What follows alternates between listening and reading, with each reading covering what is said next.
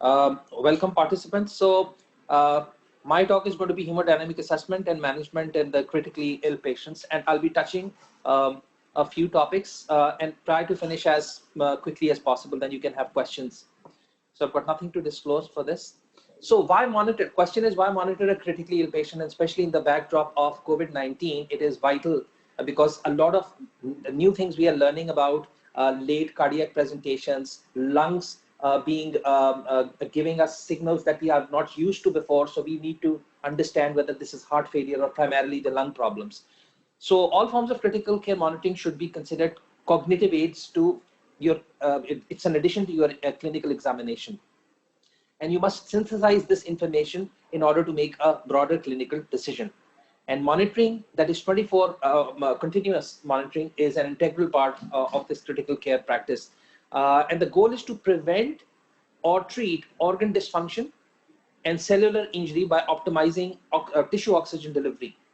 So that is the main goal, that we need to prevent loss of oxygen to end organs. And for that, we require good blood pressure, good rhythm in order to maintain this system. So COVID-19 is an infection, and sepsis is something that we deal with other conditions as well, but it will come in the backdrop of this as well. So sepsis is defined as a dysregulated host inflammatory response to an infectious agent. And sepsis is associated with a high mortality of about 30% or even more. Management therefore relies on infection control with source removal and effective antibiotics. But in this case, we will give antibiotics to prevent secondary infection, but not the primary infection itself. And we need to save the end organs. So that is our quest. So hemodynamic monitoring, invasive hemodynamic monitoring is done in critical care. Invasive monitoring assists in the diagnosis and the assessment of response of therapy that you give for such states like hypovolemia, cardiogenic shock, obstructive or distributive shock states. So monitoring is very, very important. It is incumbent on the critical care practitioner, which you all are, to be familiar with the commonly used modalities of hemodynamic monitoring and understand the physical principles, which we'll be talking about, and allowing competent interpretation of hemodynamic data, identification of what is not real data or which is artifact, which is noise in the system, and then do effective troubleshooting. So we need to understand the basic setup. You have the arterioles on this side. If I will, I'll get my pointer here. So if you can see, these are the arterioles, and then they go into thoroughfares that connect the arterioles to the venules. And then, of course, you have a capillary network over here, and these capillary networks have sphincters, capillary sphincters.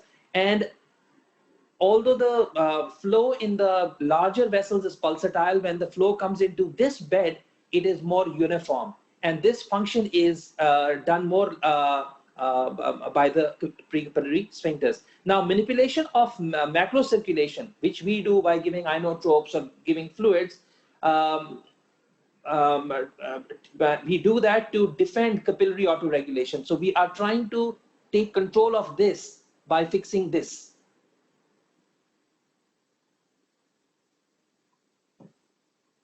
So patients admitted to critical care units in general show evidence of single or multiple organ injury, hemodynamic instability leading to a mismatch between the tissue oxygen delivery and demand, and which causes the damage. And critically unwell patients should be monitored, but the degree of monitoring may vary depending on how severely the patient is affected. Now, the minimum standard for a critical care, and I'm sure other people will be talking about, these are the few points like continuous monitoring, non-invasive blood pressure, pulse oximetry, central and cutaneous temperature monitoring, end-tidal capnography, continuous monitoring. So there are a lot of things that we do. What I'm going to be talking about today is continuous ECG that you'll be doing, non-invasive arterial monitoring, pressure monitoring continuously, simultaneously display arterial CVP and the other parameters, and where indicated, monitoring and displaying of physiological variables such as cardiac output. So these are the 4 things that I'll be discussing today. So going to continuous monitoring of ECG. Now, ECG is very important, and you need to remember that in a ICU setting, you have a monitor, and the monitor is giving you a rhythm of ECG, and you need to pick that up, because the sooner you pick those very few rhythms that are very important, you need to be familiar with that. I'll take you through this. So adequate information needs to be gained, and if you find something wrong in the rhythm that you're seeing, or in the ECG display that you're seeing on the display monitor, what you need to do is then get a 12-lead ECG, and then that 12-lead ECG should be interpreted within a good time. And if you need to do serial ECGs, that should be done. And where you need to bring in further subspecialists like the cardiologist, then you should be able to do that. So with ECG monitoring, we'll be seeing slow rhythms, fast rhythms, and then there are ST segment changes, which will tell you whether there is ischemia. But before I go into this, I need to tell you that the monitors that you have in your ICU setting, they have to be calibrated for ST segment change. They will not pick up subtle changes. And usually we don't use this in general settings. In CCU maybe, but not in ICU. In ICU, largely we are dealing with rhythms. But if someone identifies a gross ST segment depression or a gross ST elevation, then a 12-lead ECG should be ordered. That is the important point over here. So with slow rhythms, you can have sinus bradycardia, you can have AB block, you can have ectopic activities that do not get conducted down. I'll show you the examples of these and pauses. So going with sinus bradycardia, you see that this is what you'll see, P wave before each QRS, and each QRS following a P wave, and the rate is slow, and you are getting a nice PQRS relationship throughout. So this is sinus bradycardia. It's a very common rhythm that you'll see in the critical care area, especially in the COVID patients, because of hypoxia. Hypoxia is one of the biggest triggers of what we call sinus secondary bradycardia, because there is a cause for the bradycardia. The heart function itself is fine, but because of the hypoxia, it tends to become bradycardic. Similarly, this is another thing. When your vagal nerve is activated, and in the critical care setting, it may be activated multiple times, you will see a first degree AV block. If you look over here, there is still a P before each QRS, but the PR interval is rather long. It is about 280 milliseconds or 7 small squares. But there is, every P is following a QRS. Preceding a QRS, and each QRS is following a P wave. So this is first degree AV block. But then you will see higher blocks also. And then you see higher blocks like Mobitz type 1 or Wenckebach block, or which is called second degree type 1. On the monitor, you will see group beating. That is what you, even if you're not reading the ECG, just identify the pattern. So there's a group of beats. 3 beats here, then this P comes, no QRS. Then PR interval gradually increases, and then you get a P, and then again a drop. So you will be seeing group beating over here. And whenever you see group beating on a rhythm strip on the monitor, it is Wenckebach block, and it's not an uncommon rhythm in the intubated patient, especially where your vagal tone is high. Then second degree type 2 block, if you look over here, it is doing the same things, PQRS, PQRS, PQRS, and then a P comes and a QRS is dropped. But what is different over here from this one, here the PR interval is gradually increasing, and you will be able to monitor this on the see this on the monitor. Here, nothing is happening to the PR interval, and suddenly the QRS drops, and the QRS is wide over here. If you look over here compared to the last one, here the QRS is narrow. Here the QRS is wide. So this is Mobitz type 2 block. It is a serious block. This will not be because of hypoxia. It may be because of significant ischemia, myocarditis, and that can happen with a COVID infection. So you need to be able to pick this rhythm up. And then of course a third degree AV block. Third degree AV block has P waves, and I've marked these P waves for you. So P waves are marching on their own, and the QRS symbolized by these red squares are marching on their own. QRS, because it's an escape rhythm, the AV node has blocked, and its escape rhythm is come from underneath below the AV node. It's slower than the P.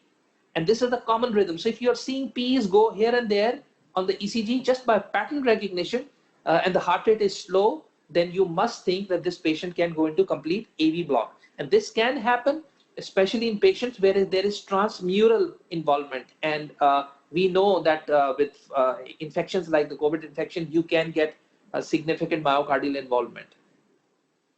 Now, you may come across pauses, and if you look over here, the first picture is of a sinus pause. So PQRS, PQRS, PQRS.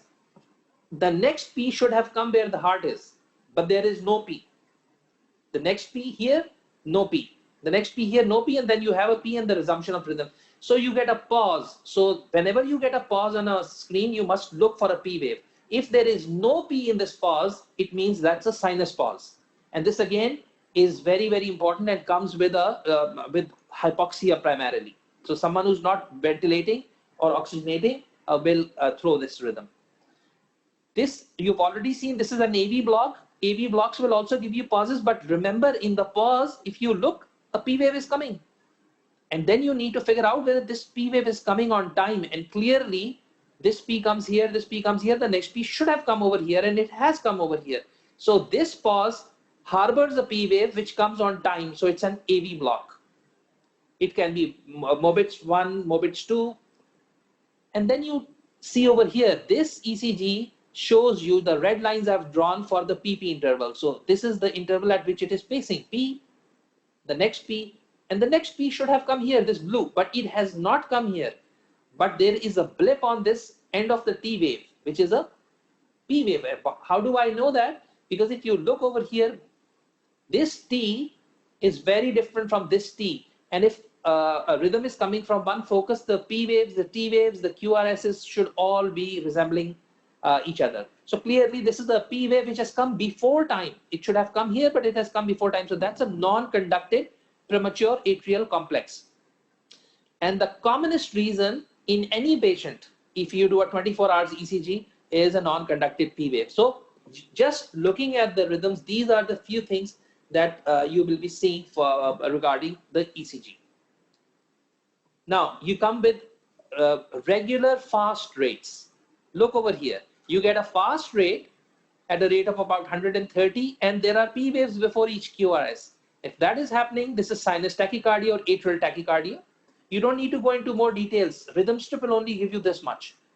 Down here, you get a very fast rate, regular, but you cannot see any P waves. And when you cannot see P waves, this is supraventricular tachycardia. You don't need to qualify further. If you look over here, the rate is 150 beats per minute, and this baseline is very wavy. There is no isoelectric line. So if you were to remove these spikes of the QRSs from your vision, you will see a sawtooth appearance.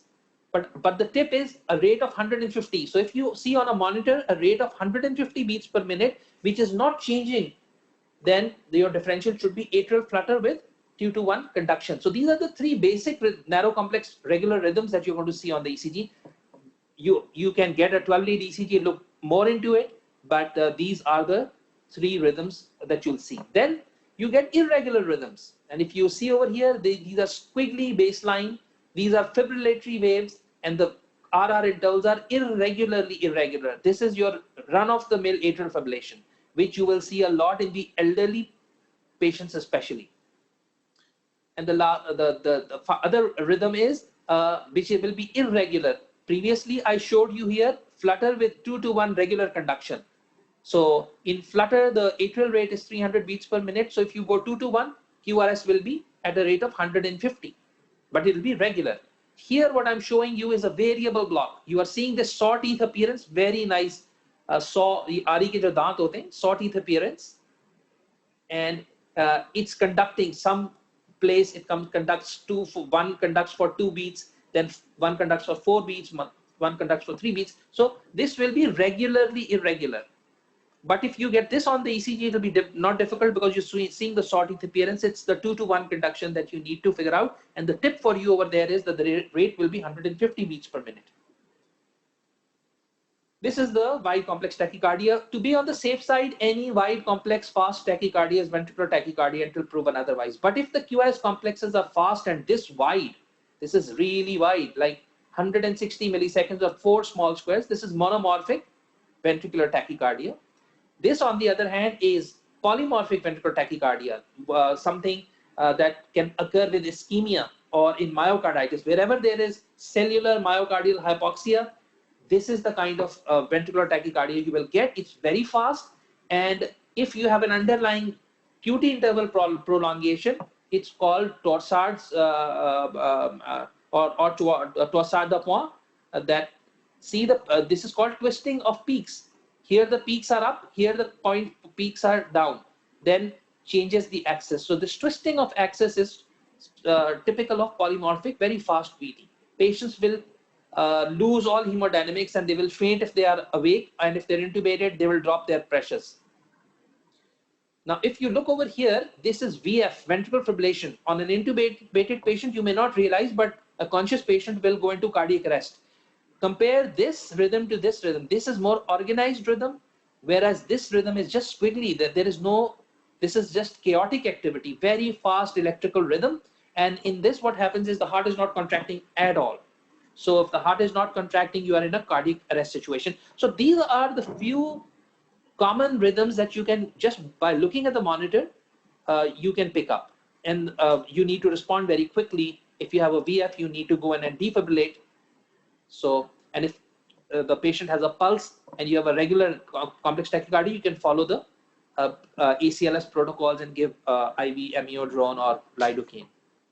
Similarly, I've already told you that on the ECG, if your ST segments go up like here or go down like this, or if there are three patterns of ST segment depression. This is the upsloping, where the J point is down and the ST is pointing up, where the J point is down and the ST is pointing horizontally, downward, and then there is horizontal. So the first one is rather benign, comes in with tachycardia, but these two, the latter two, are significant. Your monitors will not be picking these up very specifically. So if there are gross ST segment changes or the patient is complaining of chest pain, then you can get a 12-lead ECG to figure out, because that will tell you exactly what is happening. So ECG monitoring tips are: never read the ECG out of context, beware of artifacts. Sometimes what I call ventricular fibrillation, sometimes a loose electrode can give that kind of an image also. So if the patient is awake sitting, it cannot be ventricular fibrillation. So beware of that. ECG alert should be there if the hemodynamics change, which you will be monitoring. For out of range readings, 12-lead ECG should be done. Interpret ECG in a timely fashion. If you've gotten in a 12-lead, within 10 minutes, it should be interpreted, because you can make a change. Call a cardiology consult whenever the ECG abnormal and you feel that you need help. And monitors are not calibrated for ST segments, so please be careful in interpreting just on the monitor. So this ends the rhythm that you're going to see in the ECG. So I come to the second point, which is BP monitoring. And that is very important, because blood pressure monitoring is a very, very important vital sign. Hypotension is a good reflection on the fact that you may not be perfusing your end organs, which is our goal, to make sure that the end organs are perfused. Now, there are multiple non-invasive methods: mercury oscillometric, which is the digital that we use, finger plethysmography, which we do not have usually in our, because it's expensive, and then ultrasound and photometric. These are coming in, the photometrics are coming in even in devices and watches. But currently the ones we rely on in the setting is oscillometric. Although mercury was the gold standard, it's not anymore because of its toxicity. So it's a very reliable thing, and the mean arterial pressure, which is the driving force, which is derived through oscillometric readings, are usually accurate. So we should be relying on this. And of course, then you, in the ICU setting, you'll be putting intra-arterial lines, and that pressure is right in front of you, and that's important. So the standard of care in most modern settings is invasive BP monitoring. It consists of percutaneous insertion of cannula, and I'll show you the cannula. The common sites is usually arterial as radial, ulnar, brachial, axillary, femoral, wherever you can get a good access. And I'll show you the cannulae. The arterial cannula is attached to a fluid coupled pressure transducer that is going to read your readings. So make sure that you know your setup, and you make sure that the fidelity of that setup is intact. Sometimes we let air get trapped in the tubings and they can give us wrong readings. So we need to have a good trace. These are the cannulae that you'll be seeing. 22 is the smaller gauge. You go up to 16 gauge, which is a larger gauge, depending on what you see and what kind of arteries that you are, where you go in. What is important in this principle over here is that whenever you put an art line, you need to make sure that the pressure transducer, which has a marker on it, is in axis with the mid axillary line, which is the 0 point for your heart. If you move this up or down below this point, it is going to change your readings. So whenever you're making a reading, make sure that you have zeroed this. And there are techniques of zeroing this, and each setup will have their own kind of tubing. And so get used to the system that you have in your critical care areas. But this is the basic that you must zero. Otherwise, all readings are sham. Now, when you're putting these cannulae, remember you can cause local hematoma because it's the artery you're going into. If you have occluded the artery, it's in the digit, for example, you can cause limb ischemia. Ischemia of the overlying skin can happen. Retrograde embolization can happen at times, because if you inject into an arterial system without knowing, because there are so many tubes, so must mark your tubes well. Then pseudoaneurysm formation can happen in the vessel after you come out. And if you have poked an artery and a vein together, you can get a fistula. Now, this fistula would be bad because it will shunt blood. And whenever you get fistula, you tend to overload the heart.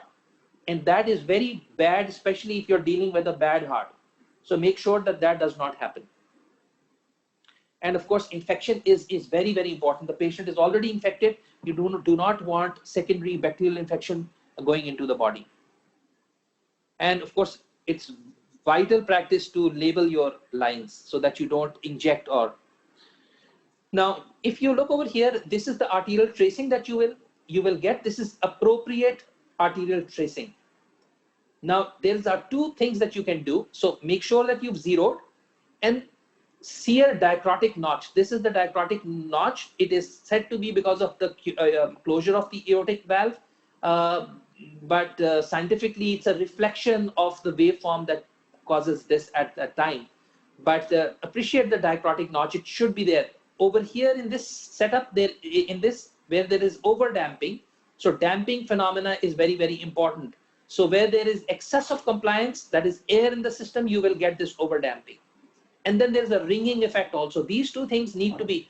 So if you have a radial thing and the waveforms reflect off a styloid process, for example, the reflection will be seen as an overshooting of the waveform. So these damping and ringing are the most common and should be seen whenever you're putting in a line. So you should be getting this nice curve with this dicrotic notch.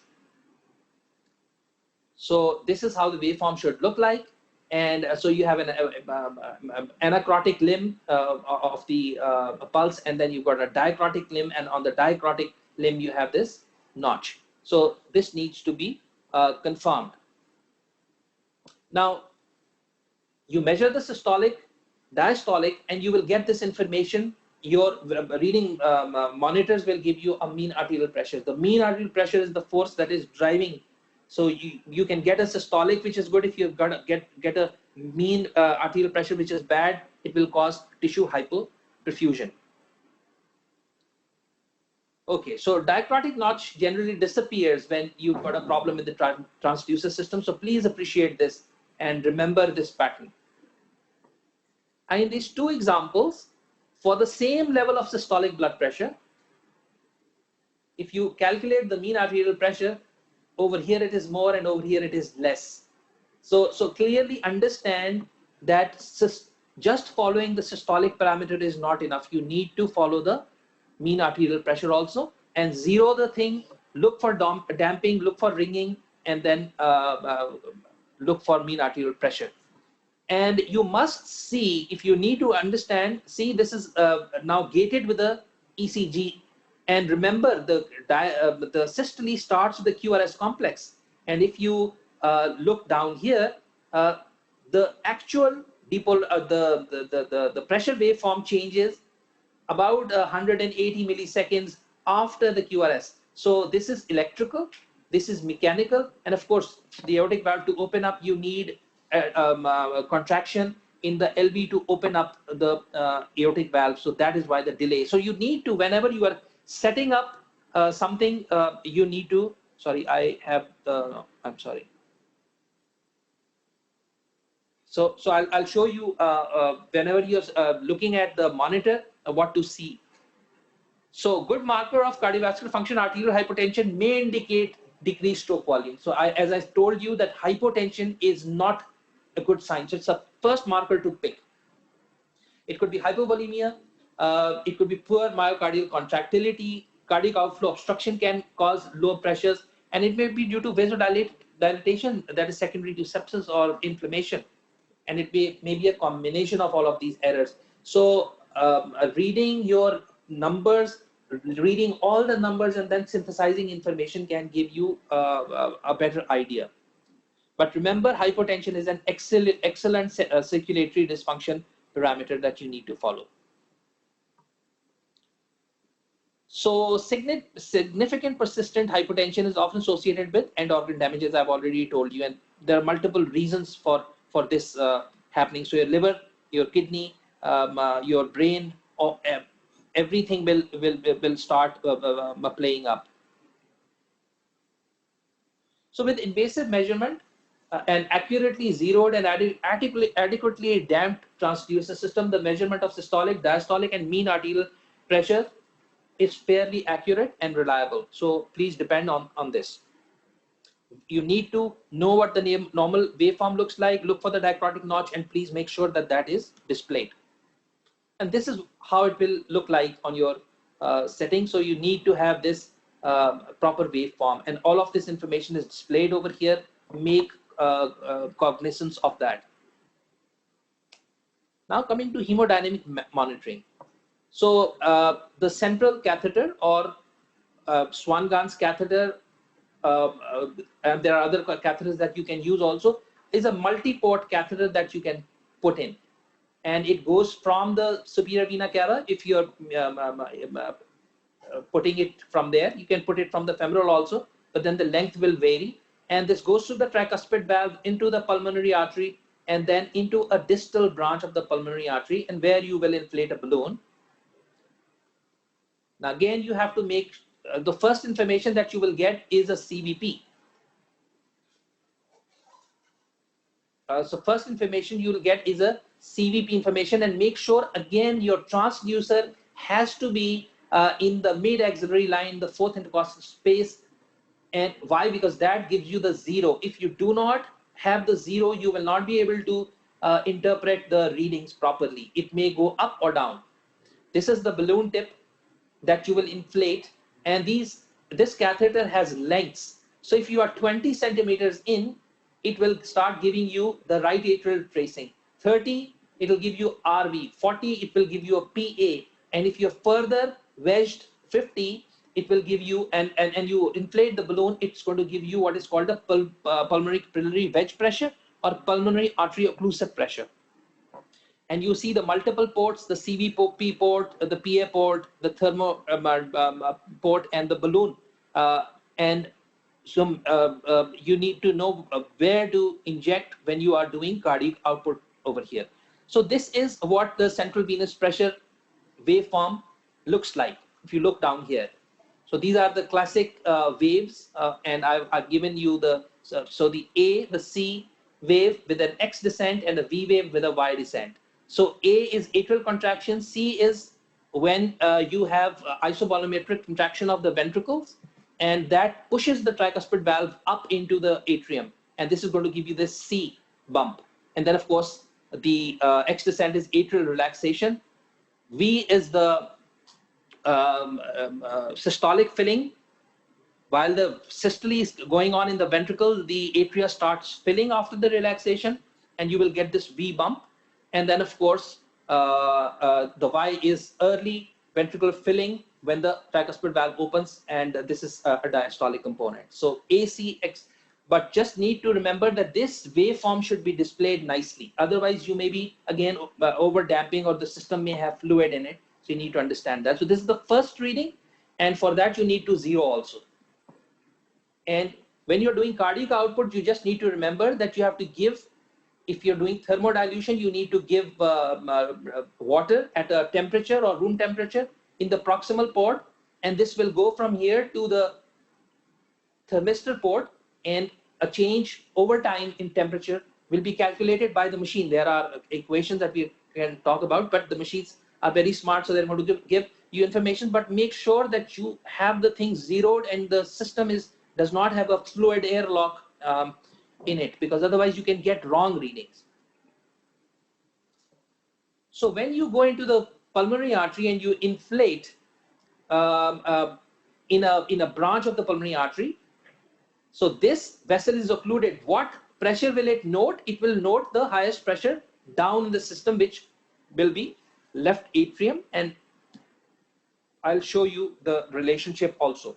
So this is how you go down into the pulmonary artery. You can balloon. When you balloon, you will wedge. So this tracing will be like this, and this tracing. And when you inflate the balloon, you have to make sure that you do not overinflate the balloon.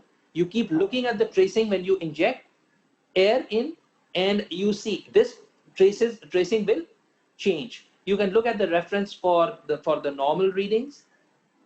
So this is how you wedge, check the wedge pressure. And the wedge pressure, if there is no mitral valve disease, it deals with the end diastolic pressure. So these are again similar with the normal values given. And you can find this in any book, or you can have a reference chart next to where you practice. And this is our quest. So basically, it's kind of a retrograde pressure measure.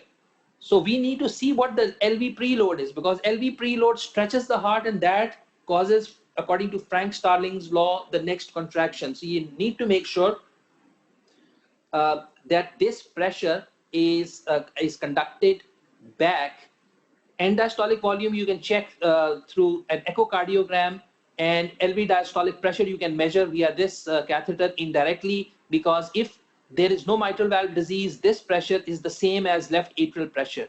And if there is no pulmonary occlusive disease, this will be reflected in the pulmonary capillary occlusive pressure or pulmonary capillary wedge pressure, which will be similar to RV diastolic pressure if there is no pulmonary vein, pulmonary artery stenosis, or any occlusion. So if the route to the right atrium is clear, then basically the CVP, done the right way, or the right atrial pressure mean of that, will be reflecting the LV preload. Now these are static values, and we will be talking about dynamic and static as well. So measurement of cardiac output, I've already told you, you give fluid which is chilled, and or at room temperature, and you change through this transmitter thermistor the change over time. And this is according to Fick principle. There's not much time to go through this, but these are the thermodilution, pulse contour analysis. These are the methods that we use to measure cardiac output. Thermodilution is the gold standard. But it has a technique. You need to zero, then you need to inject in 4 seconds, and you should have appropriate temperature. Of course, it has got ups and good points, strengths, and bad points. This is the formula that we use, and so there is significant margin of error, up to 15% in measurement of cardiac output by pulmonary artery through thermodilution, and you need to be cognizant of that. But even this information, if directly retrieved, will give you good information. So what are the risks if you're putting in a catheter? You can cause catheter to malposition, change its position, migrate further in. It can knot in the catheter and can damage valves. If you inflate the balloon in a peripheral vessel, you can rupture the pulmonary artery, which can be catastrophic. You can valve injure, you can cause arrhythmias, you can cause thrombosis and pulmonary embolism, air embolism if the balloon ruptures. You can cause infection if it is retained in an infected patient. Of course, hematoma at the site of insertion. Similarly, inaccurate cardiac output can be because failure to inject at end expiration. So measurement should be at end expiration. Injection should take 4 seconds. If the sensor of the temperature is touching the wall, then that's not good. If you have severe tricuspid regurgitation, blood will be coming back and it will not go forward. Profound hypothermia will take the pressure down, so you will be off your charts. And of course, intracardiac shunts, these can all cause confusions, so you must know when interpreting the data. Now, if you were using, so this is a randomized controlled data, that there is the complication rate goes up because it's a more complex procedure. From a catheter-related complication rose from 0.7% with CVP. When you are just putting CVP lines, which are simple, narrower caliber bores, it doubled to more than doubled to 1.5% with pulmonary pressures. And the Pac-Man trial, when they looked at static parameters, it did not show much benefit.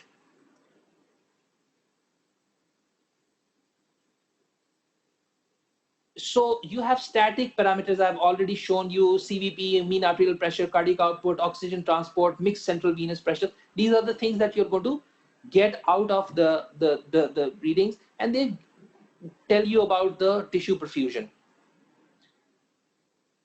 Okay, I will move forward. So clearly, how would we know? Even if we are maintaining, some patients you will be giving inotropes and they still are kind of not improving. So lactate is something which is you can measure. So when there is glycolysis, it produces pyruvate. If the pyruvate goes into the aerobic system, it produces high ATP and you have good outcomes. And if it goes into the anaerobic system, it produces lactate, and a lactate of more than 2 is a bad prognostic sign. So you need to follow that. You can follow that. So again, increased lactate will tell you that the tissue hypoperfusion is occurring, and you need to fix that up. Now, we were talking about 2 parameters, and I'm close to the end of my presentation, about static parameters like CVP, pulmonary wedge pressure, pulmonary artery systolic pressure, versus dynamic change. So what is the quest? The quest is, as I said at the start of my talk also, that we need to find those people who are fluid responsive and they are going to benefit by giving fluids. And they make about 40% who will respond, 60% will not. So we will kill the other people by giving fluids. So it has been proposed that an increase in stroke volume by 10 to 15% with a fluid challenge of about 300 cc's or 250 to 500 will show you fluid responsiveness if it can increase your stroke volume. And you can measure all of that by the bedside. And so the studies have shown, and I've shown the reference also, that static indices such as CVP and PA occlusive pressures have consistently failed to single out those people who are fluid responsive. So the fluid responsive challenge can be, you can give fluid, but that is not safe, because if you're adding extra fluid into the body, then it will be very difficult to take it out if there is a renal problem. So a simple maneuver is a passive leg raise, which is you seat the patient at 45 degrees and then lie the patient down and take the legs up by 45. And maximal effect will come in about 30 to 90 seconds. And you assess for a 10 to 15% rise in the stroke volume. If that is happening, then it's that significant subgroup of patients that are going to benefit with your fluid resuscitation. The rest, or if you do not see a response, will not benefit from that. Now, there is every advantage to a maneuver and every disadvantage to a maneuver. So advantage is, this is reversible. You lower the legs, the fluid will go back. But if you've transfused 500 cc's, that's not going to go out of the system if your kidneys are not working. It's a non-invasive test, easy to perform in patients breathing spontaneously and even with arrhythmias. But if there are arrhythmias, then you need to measure other things other than stroke volume and pulse pressure, which are usually what you measure. And this can be repeated many times. So this disadvantage is, if the patient is severely hypovolemic, then it may not, you may need more fluid, which is not in the body. Leg raising will only give you about 300 on an average. Need to stop other interventions. So ongoing interventions cannot be done with this. if the patient cannot be moved, has injury, and not useful in patients with raised intra-abdominal pressure, because that defeats the purpose. So basically, this is my last slide. So shock has a high mortality, and with COVID, we see this kind of system. It starts with breathing abnormalities, and with breathing abnormalities, the chest X-rays, the CT scans, we are slowly learning about those things. So it would be vital to get these important functions. In sepsis, if you are doing a cardiac output, your systemic vascular resistance that you can calculate from that data, or the machine will actually tell you, will be low. So you will know that this patient is septic. And if you do a fluid passive leg raise, and the patient falls in those 40%, then you can actually fluid resuscitate them with better effects.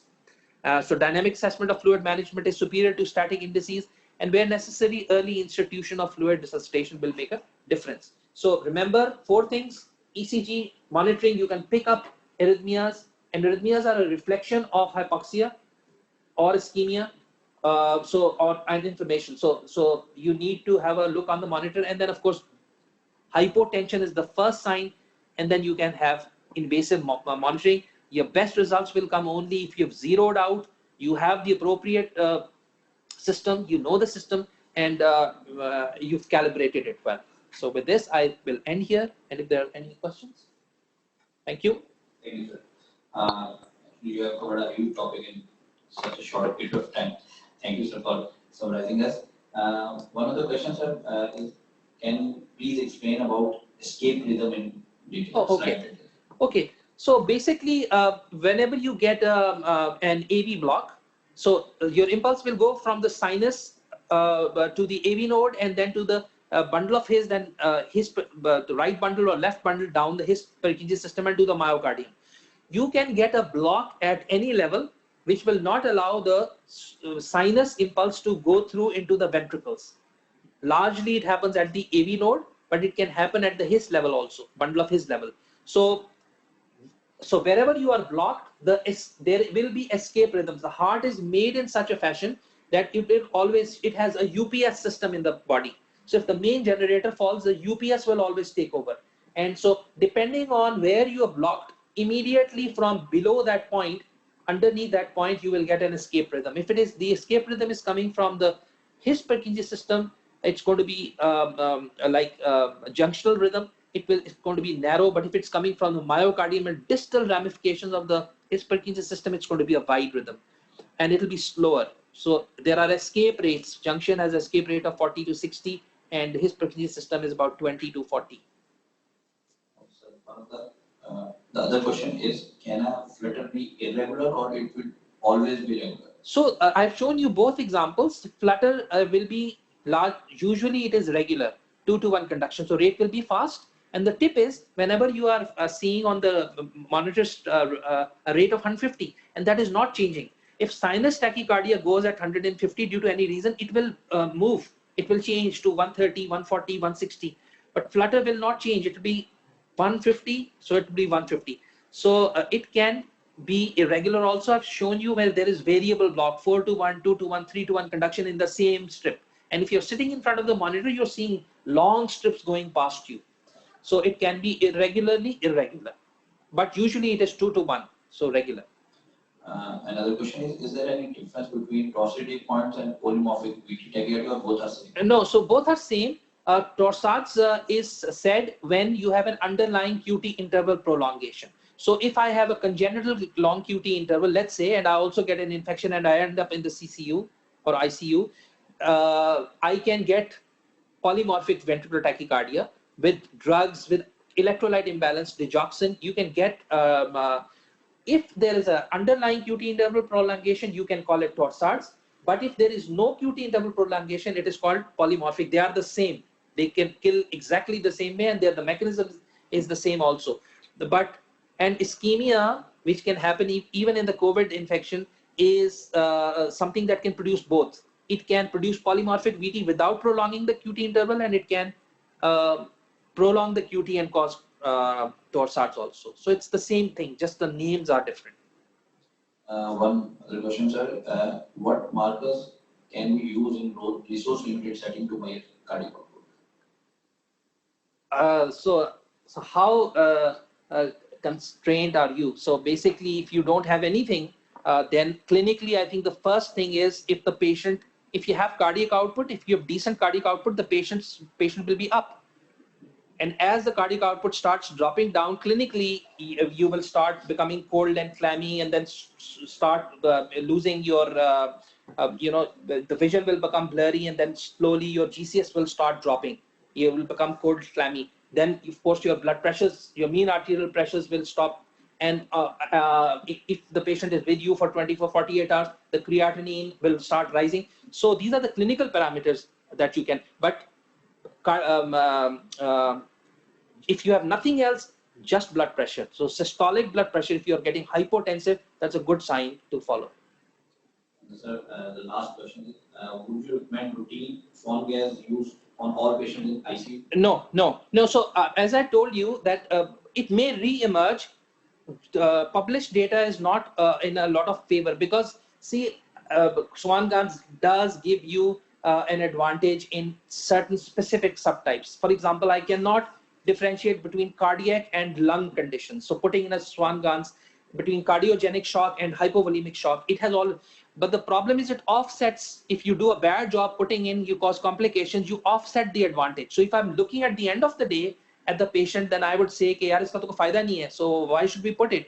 और ये वाली information तो echo has become very good. There are other modalities, handheld devices in this ICU setting where you can get all these information that previously we were not. That is why we are relying on the swan gas. But with the reemergence of this COVID thing, where lung findings can be out of sync, where you can be confused, and there can be early cardiac involvements also, this will form a good tool still to have.